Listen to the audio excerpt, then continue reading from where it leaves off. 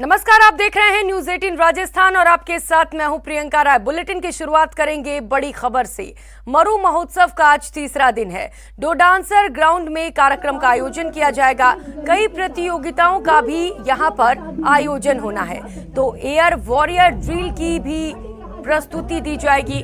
गड़ीसर में दीपदान सेरेमनी का भी आयोजन किया जाएगा।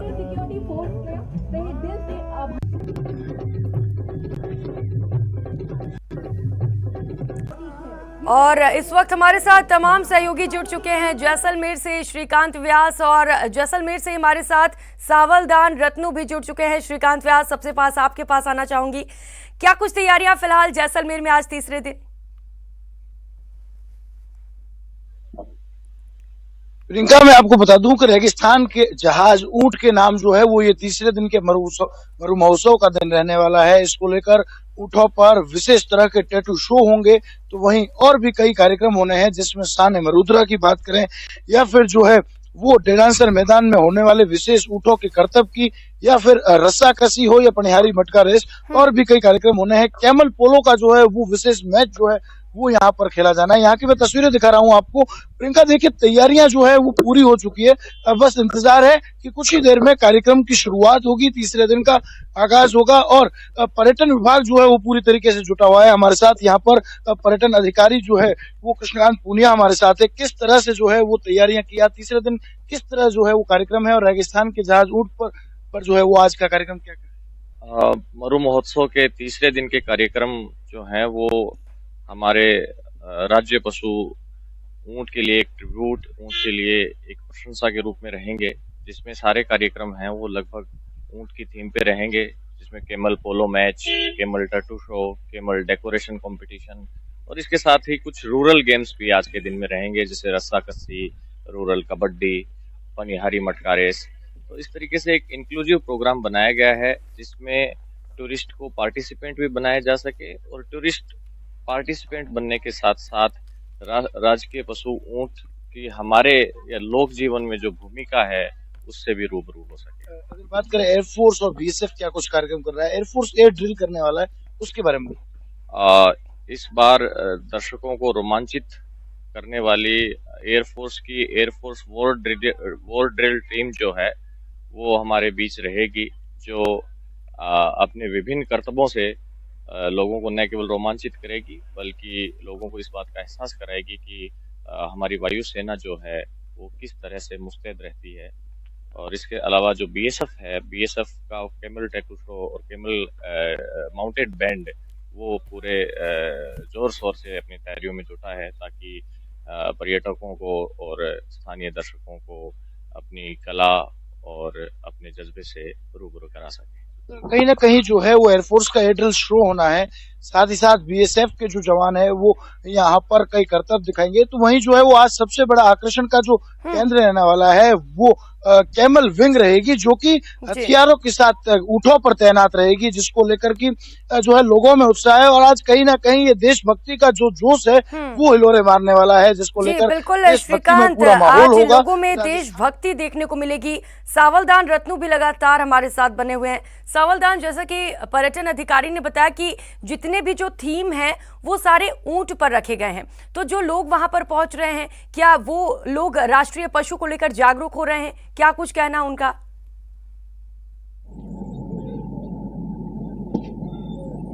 देखिए, साफ तौर से देखा जाए तो स्वर्णगिरी जैसलमेर में मरु महोत्सव 2022 का तीसरा दिन है। ऊंट लेकर लोग यहाँ पहुंच रहे हैं और राज्य पशु ऊंट को लेकर भी काफी हद तक जागरूक होते नजर आ रहे हैं। ऊंट प्रतियोगिता सहित तमाम कई प्रतियोगिताएं हो गई। जजेज, वह ऊंट पालक और तमाम प्रतियोगिता में भाग लेने प्रतिभागी यहाँ पहुंच रहे हैं। जी श्रीकांत, आप बात कर रहे थे कि यहाँ पर बीएसएफ के जवान भी करतब दिखाएंगे, एयर वॉरियर ड्रिल भी होगी यहाँ पर, तो इसको लेकर जरा विस्तृत में बताइए हमारे दर्शकों को कि क्या कुछ रहेगा इसमें शामिल। जी, मैं बता दूं कि एयरफोर्स जो है वो एयर ड्रिल का जो है वो प्रदर्शन करेगा, जो कि विशेष रूप से तैयारियां की गई है। एयरफोर्स इसके लिए जो है वो जिला प्रशासन ने उन्हें रिक्वेस्ट की थी, तब एयरफोर्स ने इसको जो है वो स्वीकृति दी थी। वहीं अगर बात करें तो इस बार कहीं ना कहीं जो कैमल विंग है वो सेना का कैमल विंग कहीं ना कहीं विशेष रूप से अपना प्रदर्शन करने वाला है। ऊंटों पर जो है वो ये देश के जवान किस तरह जो है सीमाओं की रक्षा करते हैं, चौकसी करते हैं, उसका प्रदर्शन होने वाला है। हाथों में कई राइफल्स होगी, कई ऐसे अत्याधुनिक हथियार जो है वो लोगों को देखने को मिलेंगे एक प्रदर्शनी के रूप में। और जो है वो कैमल विंग जो है वो ऊंटों पर बैठकर और हाथों में हथियार लिए ये प्रदर्शित करेगी कि किस तरह से जो है हमारे देश की सीमाओं की रक्षा वो दिन रात करते हैं। उनकी तत्परता की वजह से हम इस तरह के मरु महोत्सवों और अन्य महोत्सवों का आनंद ले पाते हैं। कहीं ना कहीं राजस्थान भर ही नहीं अपितु भारत भर की संस्कृति को कल रात को जिस तरह जोड़ा गया था, उसी तरह आज जो है वो देशभक्ति का जो थीम है वो रखा गया है। आज मरुधरा की भक्ति, रेगिस्तान का जाऊद, जो कि कहीं ना कहीं राजस्थान का सच्चा सिपाही भी है। बीएसएफ की बॉर्डर पर बात करें तो बॉर्डर पर बीएसएफ के साथ एक कंधे से कंधा मिलाकर चलने वाले इस साथी और साथ ही साथ एयरफोर्स, सेना और बीएसएफ अन्य जो सैनिक बल हैं उन्हें यहाँ पर जोड़कर एक कार्यक्रम रखा गया है डेडांसर मैदान में, जो कि सुबह 9 बजे से शुरू होने की जो समय था वो अब शुरू होने ही वाला है, जिसको लेकर की पूरी तैयारियां कर ली गई है। मैदान में आप देख सकते हैं बीएसएफ के जो अधिकारी है वो यहाँ पर लाइन अप कर रहे हैं कि किस तरह से कार्यक्रम होगा। ये दृश्य जो है वो साफ बयां करता है ये मैदान जिसे पूर्ण रूप से तैयार कर लिया गया है। और मैं आपको ये दिखा रहा हूँ, जो तस्वीरें दिखा रहा हूँ, ये कहीं ना कहीं भाव विभोर करने वाली है, क्योंकि ये मैदान जो है इसकी कहीं ना कहीं स्थिति बड़ी दयनीय थी। प्रशासन ने जो है बहुत कम समय में से तैयार किया और जो कैमल पोलो गेम होने वाला है वो एक बड़ा आकर्षण का केंद्र रहेगा। हमारे साथ यहाँ पर जिला खेल अधिकारी है, उनसे बात करते हैं। पोलो कैमल जो गेम है उसमें क्या मैच होने वाला है, किनके बीच मैच होंगे, क्या कुछ है उसमें? ये कैमल पोलो मैच जो है ये भारतीय कैमल पोलो संघ के द्वारा आयोजित करवाया जा रहा है और उसमें एक तो भारतीय कैमल पोलो संघ की टीम खेलेगी और एक अपने सीमा सुरक्षा बल की टीम खेलेगी। दोनों के मध्य ये मैच आयोजित किया जाएगा और इसमें जैसे वॉलीबॉल होती है और जो खिलाड़ी होता है वो कैमल के ऊपर बैठ के और लंबी स्टिक होता है, उस स्टिक से उसको वॉलीबॉल से उसको खेलता है। गोल पोस्ट बने हुए हैं, इसकी 120 मीटर लंबाई है, 80 मीटर चौड़ाई है और इसमें 15-15 मिनट के 2 हाफ होंगे और 4-4 खिलाड़ी होंगे, जिसमें एक गोल पोस्ट में खड़ा रहेगा, 3 खिलाड़ी आगे मैदान में खेलेंगे और निर्णायक जो होगा वो भी कैमल के ऊपर। कहीं ना कहीं निर्णायक मंडल जो है वो खुद भी ऊंटों पर सवार रहेगा। जिस तरह आज का दिन जो है रेगिस्तान के जहाज सच्चे साथी के रूप में जो है इस कार्यक्रम को उनके नाम किया गया है, तो उसी तरह ये देखने को मिलेगा कि जब कैमल पोलो होगा, एक भारतीय कैमल पोलो संघ की जो है वो ट्रेन टीम है, तो वहीं जो है उनका सामना करने देख भी पा रहे हैं कि तैयारियां पूरी कर ली गई हैं। सावलदान, सभी तैयारियां पूरी हैं, कुछ ही देर में कार्यक्रम की शुरुआत भी होगी। कितना उत्साह है वहां पर लोगों में?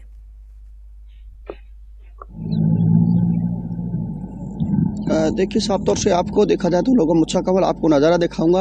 यहाँ प्रतियोगिता स्थल पे मैं मौजूद हूँ। यहाँ डेडांसर मैदान में तैयारियां भी पूर्ण कर दी है। कुछ समय बाद लोगों को एंट्री दी जाएगी, प्रतिभागियों को एंट्री दी जाएगी। सुरक्षा के पुख्ता इंतजाम कर दिए। जैसलमेर जिला कलेक्टर सहित तमाम अधिकारीगण यहाँ पहुँच जाएंगे और जनप्रतिनिधिगण भी पहुँच जाएंगे। व्यवस्थाओं को अंतिम रूप दिया जाएगा। कुछ समय बाद यहाँ पूरा कार्यक्रम शुरू होगा और कुछ समय बाद यहाँ से जजेस भी यहाँ पहुँच गए। जी चलिए, बहुत शुक्रिया आप दोनों का हमारे साथ जुड़ने के लिए और तमाम जानकारियां साझा करने के लिए। और रुक कर लेते हैं बड़ी खबर का। 3 दिवसीय जालोर महोत्सव का आज से आगाज होगा। इसको लेकर पूर्व संध्या पर जालौर के स्वर्णगिरी दुर्ग पर लेजर शो का आयोजन किया गया, जिसमें 300 फीट की साइज में दुर्ग पर लेजर किरणों से जालौर की गौरव गाथा को दिखाई दिया गया। जालौर की गौरव गाथा में जालौर के इतिहास के साथ साथ यहाँ के पर्यटन, धार्मिक स्थलों, बड़े उद्योगों और जालौर की विशेषताओं को लेकर 20 मिनट की डॉक्यूमेंट्री बनाई गई थी, जिसे दर्शाया गया। इस मौके पर जालौर जिले के भीनमाल, सांचौर, रानीवाड़ा, सायला, बागोड़ा सहित सभी उपखंड मुख्यालय पर विभिन्न कार्यक्रमों का आयोजन किया जाएगा, जिसको लेकर तैयारियां पूरी कर ली गई हैं।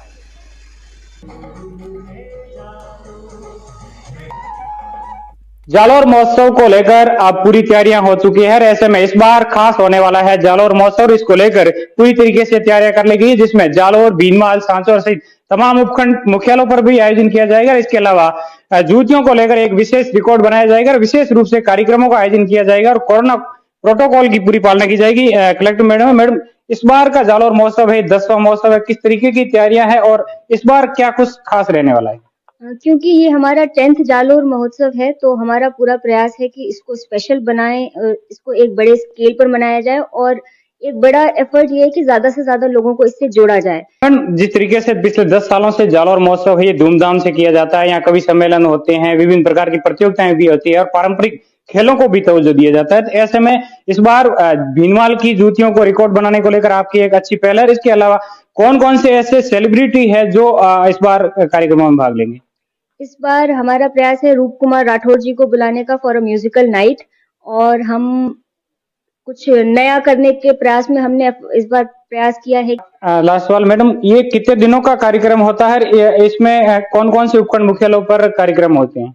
ये 3 दिन का है, 15, 16, 17 फरवरी का। इसमें जालोर हेडक्वार्टर पे इवेंट्स होंगे, भीनमाल में, रानीवाड़ा में और सांचौर में। और इस बार कुछ इवेंट्स हमारे जीवाणा में भी रखे गए हैं, रानीवाड़ा में, मालवाड़ा में भी कुछ इवेंट्स हमारे इस बार होंगे। निश्चित तौर से जालौर महोत्सव को लेकर जालौर जिला कलेक्टर की ओर से पूरी तरीके से मॉनिटरिंग की जा रही है और पूरे जिले में जालौर महोत्सव को लेकर विशेष रूप से कार्यक्रमों का आयोजन किया जाएगा। और इसके अलावा जिले के अलग अलग जगहों पर भी इस बार कार्यक्रमों को तवज्जो दिया जा रहा है ताकि जालौर जिले की प्रतिभाओं को भी निखारने के साथ साथ में ग्रामीण तबके के लोग हैं वो भी जालौर महोत्सव का आनंद ले सकेंगे। श्याम बिश्नोई, न्यूज 18 जालौर। और रुक कर लेते हैं बड़ी खबर का। कोरोना को लेकर ये बड़ा अपडेट आपको बता दें, देश में लगातार कोरोना के आंकड़े कम हो रहे हैं। 24 घंटे में कोरोना के 27,409 नए मामले सामने आए हैं। वहीं 24 घंटे में कोरोना से 347 लोगों की मौत हुई है। जबकि बात करें रिकवरी रेट की तो एक दिन में 82,817 लोग कोरोना से रिकवर हुए हैं, यानी कि ठीक हुए हैं। तो जो रिकवरी रेट है नए मामलों के कंपैरिजन में काफी ज्यादा है। ये राहत भरी खबर है देशवासियों के लिए।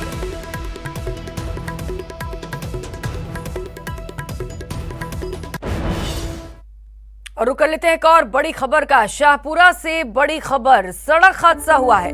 पेड़ से बेकाबू कार टकरा गई। हादसे में 5 लोगों की मौत हो गई है। एक मुलजिम और 4 पुलिस कर्मियों की हादसे में मौत हुई है। दिल्ली से गुजरात ये कार जा रही थी, इस दौरान ये हादसा हो गया। तो आपको बता दें, सभी जो 4 पुलिस वाले इस कार में मौजूद थे वे सभी गुजरात के थे और सभी की मौत हो गई है। भाबरू थाना इलाके के निंझर मोड़ के पास की ये घटना है।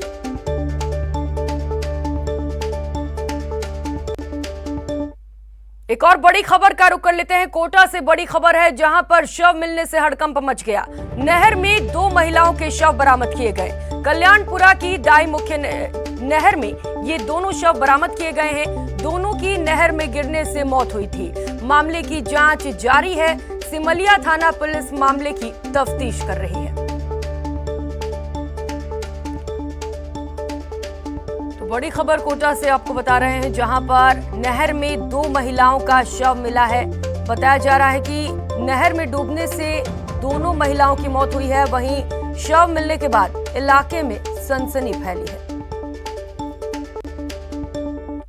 और रुक लेते हैं एक और बड़ी खबर का। धौलपुर में पुलिस कांस्टेबल ने खुदकुशी कर ली। पुलिस कांस्टेबल ने फांसी लगाकर आत्महत्या की है। पुलिस लाइन स्थित सरकारी क्वार्टर में फांसी लगाई गई। रूपवास का रहने वाला ये कांस्टेबल विष्णु कुमार था और आपको बता दें फिलहाल कारणों का खुलासा नहीं उसका है। पुलिस ने शव को मोर्चरी में रखवाया है और जांच शुरू कर दी है।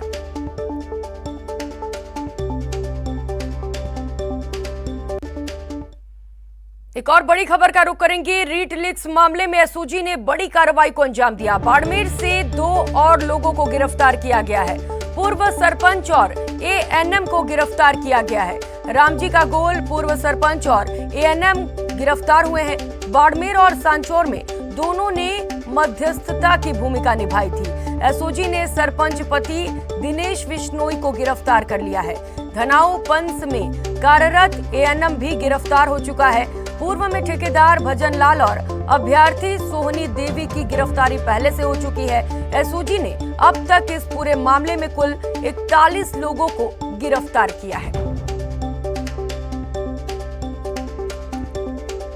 तो रीट लीक्स मामले पर ये बड़ी खबर आपको बता रहे हैं। एसओजी ने बड़ी कार्रवाई को अंजाम देते हुए 2 और लोगों को गिरफ्तार किया है। तो अब तक इस मामले में कुल 41 लोग गिरफ्तार हो चुके हैं और एक के बाद एक बड़े खुलासे मामले पर होते जा रहे हैं। एक के बाद एक गिरफ्तारी हो रही है।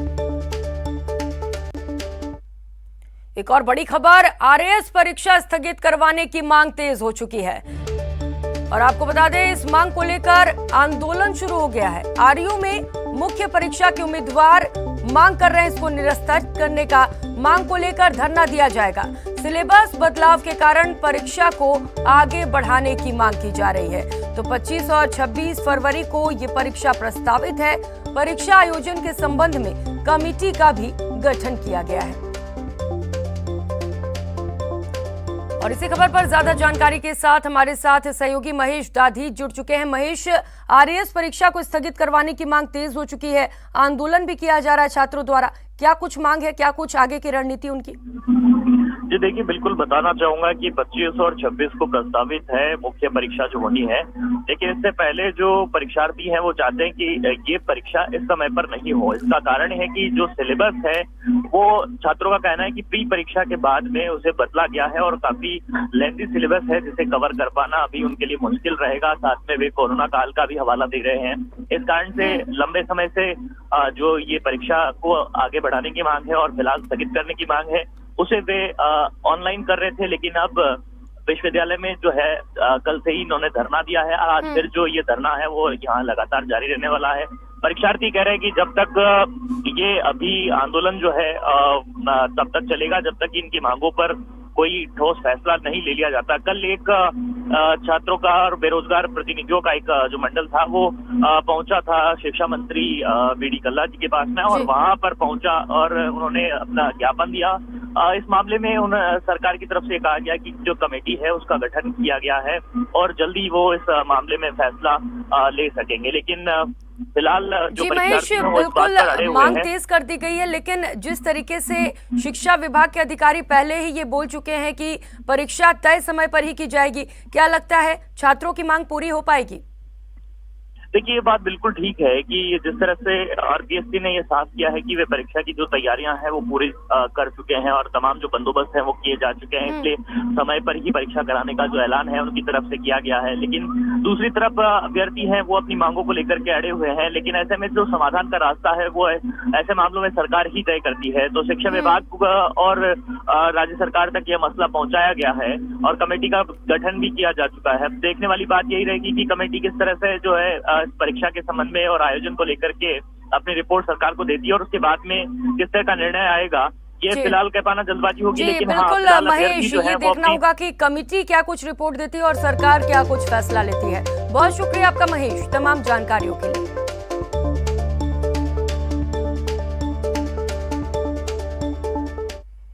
वक्त हो चला एक छोटे से ब्रेक का, लौटेंगे फौरन।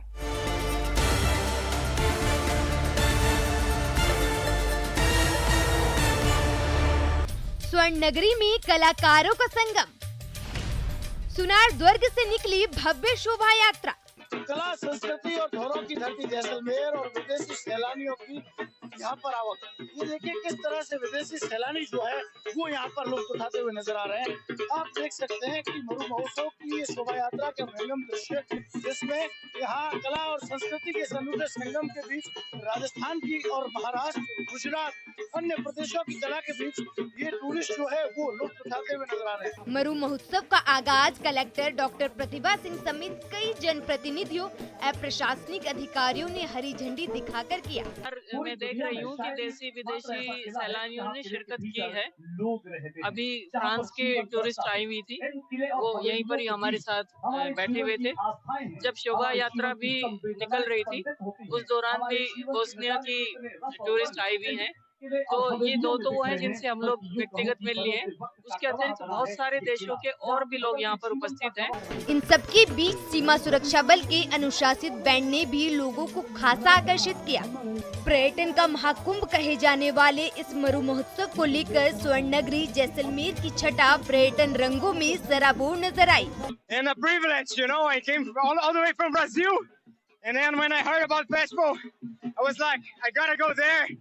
And I'm mesmerized, you know, pretty nice. कई पर्यटकों में काफी उत्साह देखने को मिल रहा है। देशी विदेशी पर्यटक जो है वो जैसलमेर पहुंचे हैं। हमारे साथ कुछ स्थानीय लोग हैं, किस तरह का उत्साह जो है वो देखने को मिल रहा है। विदेशी टूरिस्ट भी देखने को मिल रहा है। बिल्कुल, जैसा कि आप देख रहे हैं 2 साल कोरोना की महामारी के कारण यहाँ का टूरिज्म काफी इफेक्ट हुआ था, बहुत नुकसान पहुंचा था यहाँ के टूरिज्म को। अब आप देख सकते हैं कि किस उत्साह और उमंग के साथ में लोग अपने घरों से बाहर निकले हैं। कहीं जो है वो देसी और विदेशी पर्यटकों के बीच ये गाड़ी वाले मिस्टर डेजर्ट प्रतिभागी अपनी विशेष आकर्षण फैला रहे हैं। अंतर्राष्ट्रीय कलाकारों के साथ राजस्थानी लोक नृत्य और इन सबके बीच सीमा सुरक्षा बल के अनुशासित बैंड ने भी लोगों को खासा आकर्षित किया। पर्यटन का महाकुंभ कहे जाने वाले इस मरु महोत्सव को लेकर स्वर्ण नगरी जैसलमेर की छटा पर्यटन रंगों में सराबोर नजर आ रही है। शहीद पूनम सिंह स्टेडियम में आयोजित विभिन्न प्रतिस्पर्धियां दर्शकों के लिए आकर्षण का केंद्र रही। महोत्सव में आकर्षण का केंद्र रही मिस मूमल और मिस्टर डिजर्ट प्रतियोगिता। पाली के तरुण शर्मा ने मिस्टर डिजर्ट 2022 चुने गए। मैंने जन्म लिया है और ये मरुश्री 2022 का अवार्ड मैंने पाया है। मिस मूमल प्रतियोगिता में 8 प्रतिभागियों ने भाग लिया। जैसलमेर की पायल मिस मूमल 2022 चुनी गई। मैंने एटलीस्ट सर 1 या 2 महीना मुझे लग गया हर चीज को प्रिपेयर करने में, अपना प्रेजेंटेशन देने में।